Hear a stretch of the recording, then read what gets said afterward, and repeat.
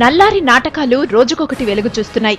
ఆంధ్రప్రదేశ్ ముఖ్యమంత్రిగా ఉంటూ సమైక్యాంధ్రకే సై అంటున్న కిరణ్ కుమార్ అసలు నైజాన్ని బయటపెట్టింది టైమ్స్ ఆఫ్ ఇండియా. లక్కీగా వచ్చిన సీఎం సీటుపై కిరణ్ బాగా మోజు పెంచుకున్నారని, రాష్ట్రం విడిపోవడం ఖాయం కాబట్టి సీమాంధ్రలో హీరోగా నిలిచి మళ్లీ సీఎం పగ్గాలు చేజెక్కించుకునేందుకు యత్నిస్తున్నారని, అందుకోసం ఇప్పుడు అధిష్టాన నిర్ణయాన్ని కూడా ధిక్కరిస్తున్నారంటూ న్యూస్ కవర్ చేసింది.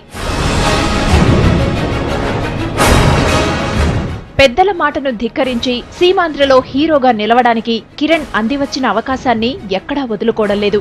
మొన్న సిక్కోలు సభలో తెలంగాణ తుపానును అడ్డుకుంటామన్న కిరణ్ మాటల వెనుక పెద్ద అంతరార్థమే ఉన్నట్లు తెలిపింది టైమ్స్ పత్రిక. వైలాన్ సైక్లోన్ అయితే మనం పోయాం. ఈ సైక్లోన్ని ఖచ్చితంగా ఆపే ప్రయత్నం ఖచ్చితంగా చేస్తాం. రాష్ట్రానికి శాశ్వతంగా నష్టము జరిగే ఈ సైక్లోన్ను ఖచ్చితంగా ఆపే ప్రయత్నం ఖచ్చితంగా చేస్తాము.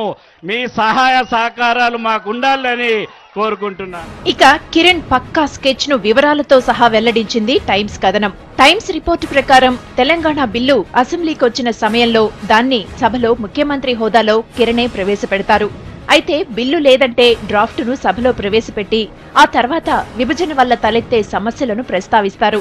అధిష్టానం మాటను ధిక్కరించి ఆ తర్వాత సభలో దీనిపై చర్చ జరుగుతుండగానే నేరుగా రాజ్భవన్ కు వెళ్లి తన రాజీనామా పత్రాన్ని గవర్నర్కు సమర్పిస్తారు. అలాగే రాజీనామాల విషయంలో ఇంతకాలం ఆపుతూ వచ్చిన సీమాంధ్ర మినిస్టర్స్ ను కూడా తన వెంట తీసుకెళ్లి వారితో కూడా రాజీనామాలు చేయిస్తారు.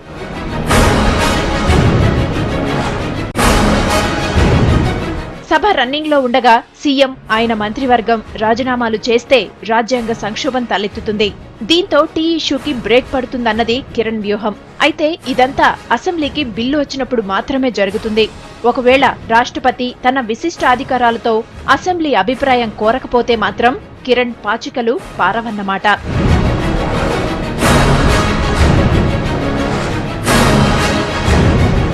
మొత్తానికి నమ్మి సీఎం సీటు కట్టబెట్టిన అధిష్టానానికే పంగనామాలు పెట్టేందుకు సిద్ధమయ్యారు కిరణ్. తన పొలిటికల్ కెరీర్ కోసం లైఫ్ నిచ్చిన పార్టీనే గంగలో కలిపేందుకు సిద్ధమయ్యారు. పార్టీ విధేయుడునని చెప్పుకునే కిరణ్ అసలు నైజం తెలుసుకున్న సొంత పార్టీ నేతలు ఇక కిరణ్ ను తొలగించాల్సిందేనంటూ డిమాండ్ చేస్తున్నారు.